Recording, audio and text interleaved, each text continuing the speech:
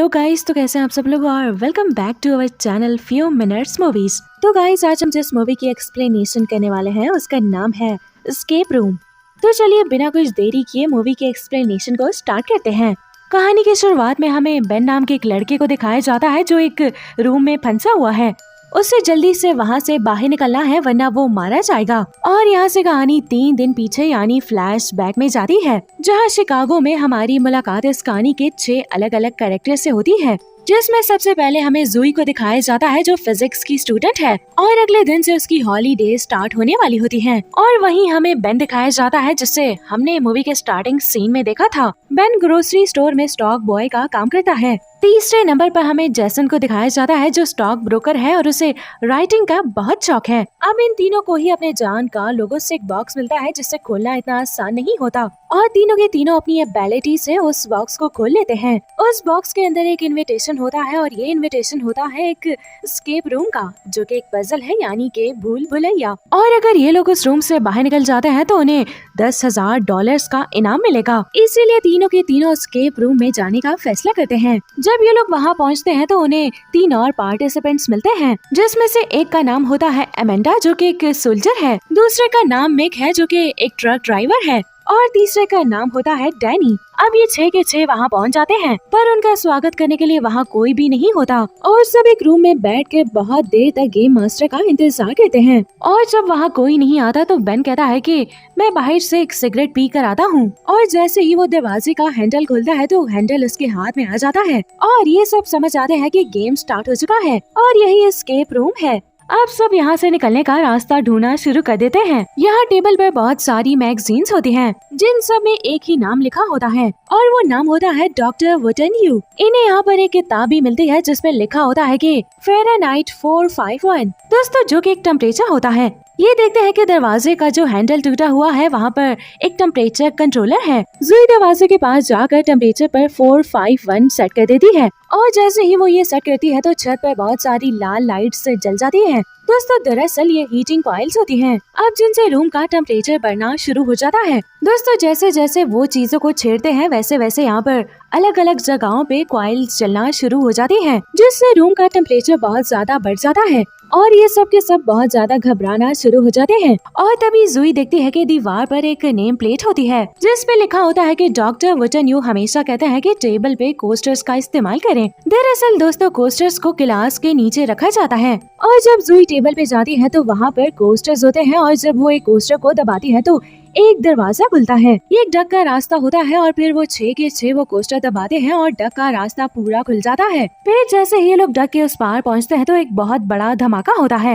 इसी तरह इनकी जान बच जाती है और ये 6 के 6 दूसरे रूम में पहुँच जाते हैं और ये भी अंदर से लॉक होता है और इसका जो लॉक होता है उसके लिए इन्हें एक पासवर्ड चाहिए होगा जो कि 7 अल्फाबेट का होगा और वहीं एक दीवार पर लिखा होता है कि you will go down in history. और तभी बेन को याद आता है कि एक दिन कार में वो इसी गाने को गा रहा था और इसी गाने में एक नाम आता है जो होता है रूडल्फ। और फिर वो दरवाजे पर कोड लिखते हैं तो दरवाजा यानी कि लॉक खुल जाता है और ये सब के सब कमरे से बाहर आ जाते हैं। दोस्तों, यहाँ चारों तरफ बर्फ होती है और यहाँ का मौसम बहुत ज्यादा ठंडा होता है और इन्हें यहाँ से दूर पहाड़ भी नजर आते हैं। डैनी जब आगे जाता है तो सब देखते हैं कि ये तो एक इल्यूजन है। दोस्तों, दरअसल ये एक 3D इमेज होती है, सामने एक बहुत बड़ी स्क्रीन होती है और जैसे ही वो स्क्रीन पर हाथ लगाता है नीचे से एक डक खुलता है और बहुत ठंडी हवा तेजी से आने लगती है और अगर जल्दी से ये लोग इस रूम से बाहर नहीं निकले तो ये सब के सब यहाँ पर जम जाएंगे। इन्हें यहाँ पर एक दरवाजा मिल जाता है लेकिन दरवाजा खोलने के लिए इन्हें एक चाबी को ढूंढना होगा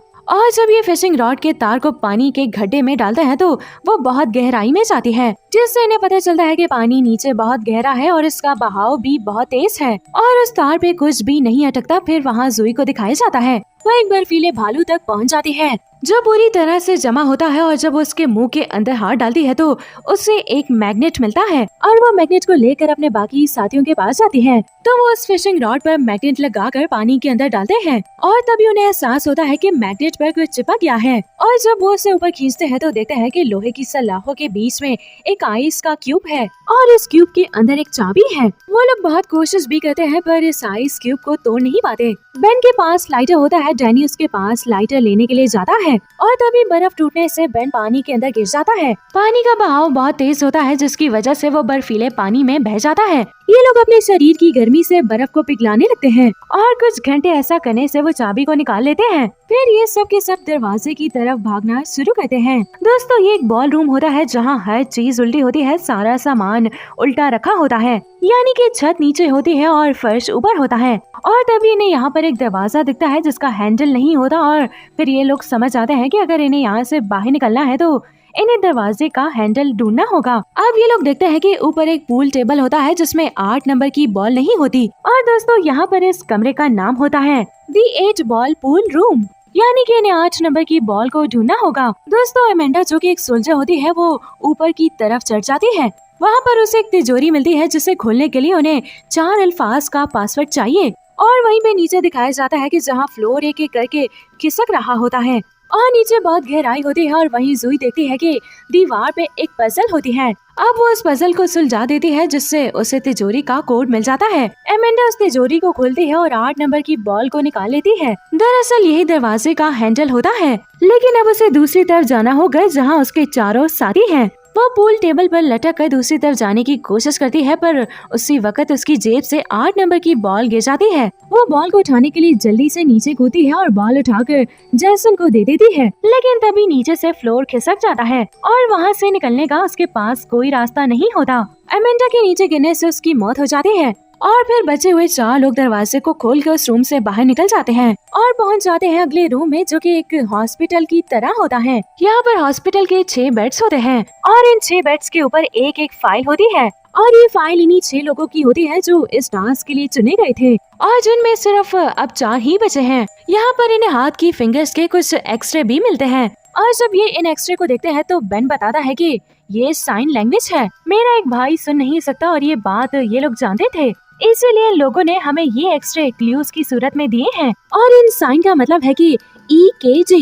तो अब ये लोग यहाँ पर EKG मशीन ढूंढना शुरू कर देते हैं और इन्हें ये मशीन मिल जाती है और साथ ही ये लोग देखते हैं कि रिवर्स टाइम यहाँ पर चल रहा होता है जो कि 3 मिनट्स का होता है और अगले 3 मिनट बाद यहाँ पर जहरीली गैस फैलना शुरू हो जाएगी। जूही को दिखाया जाता है जो यहाँ सभी कैमरास को तोड़ना शुरू कर देती है, क्योंकि अब उसका मानना ये है कि अगर वो दूसरों के हिसाब से चलेगी तो वो कभी भी यहाँ से नहीं निकल पाएंगे और उन सभी की मौत हो जाएगी। वहीं जैसन को दिखाया जाता है जो मिक और बेन से कहता है कि अगर हम इस EKG मशीन को अपने हार्ट से कनेक्ट करें और तभी यहाँ लगे हुए रेडियो से आवाज आती है टेस्टिंग योर लिमिट्स, यानी कि अपनी लिमिट्स को चैलेंज करो, टेस्ट करो। और वो समझ आता है कि हमें हार्ट रेट को बढ़ाना होगा, इसलिए वो मिक को कन्विंस करता है कि वो उसे इलेक्ट्रिक शॉक देगा ताकि उसका हार्ट रेट बढ़ जाए। और जब वो उसे इलेक्ट्रिक शॉक देता है तो उसका हार्ट रेट बहुत बढ़ जाता है, जिससे दरवाजा तो नहीं खुलता बल्कि उसकी मौत हो जाती है। और अब ये लोग यहाँ पर 3 बचे हैं। जैसन को समझ आ जाता है कि उसे हार्ट रेट को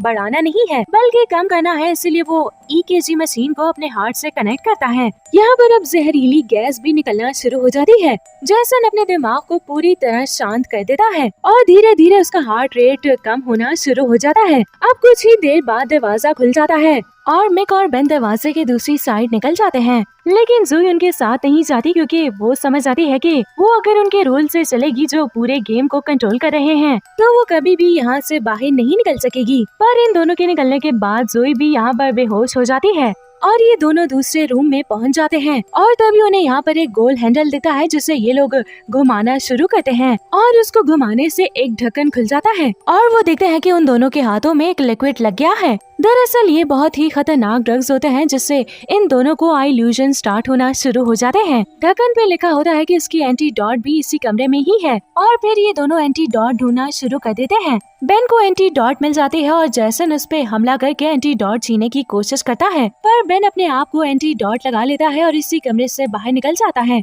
और जैसन की वहीं पे मौत हो जाती है। फिर जूही को दिखाया जाता है जो हॉस्पिटल में होती है। वहाँ रूम को ठीक करने के लिए 2 आदमी मास्क पहन कर आते हैं और जूही जिंदा होती है क्योंकि उसने ऑक्सीजन मास्क पहन लिया था और वो उन दोनों पर हमला कर देती है और वहीं बेन एक दूसरे कमरे में पहुंच जाता है जहाँ पर उसे अब 4 डिजिट का कोड डालना होगा, पर उसे कुछ भी समझ में नहीं आता। अब वो वही वक्त होता है जो हमें कहानी की शुरुआत में दिखाया गया था, जहाँ से कहानी फ्लैशबैक में गई थी। यहाँ पे उसे एक किताब मिलती है जिसपे एक कोड लिखा होता है वो दरवाजे पर कोड डालकर वहाँ से निकल जाता है। और अब दोस्तों उसके सामने गेम मास्टर आता है। वो कहता है कि हर साल हम इसी तरह गेम का कंपटीशन करते हैं, जिसमें हम हर साल अलग अलग कैटेगरीज के लोग लेते हैं। जैसे घोड़ों पर पैसे लगाए जाते हैं, ठीक उसी तरह दुनिया के बड़े बड़े रईस एस्केप रूम पे पैसा लगाते हैं, और जिस पे वो पैसा लगाते हैं अगर वो जीत गया तो उन्हें अरबों डॉलर्स का फायदा होता है। बेन को लगता है कि वो जीत गया, उसे जाने दिया जाए, पर उसी वक्त गेम मास्टर उसे मारने की कोशिश करता है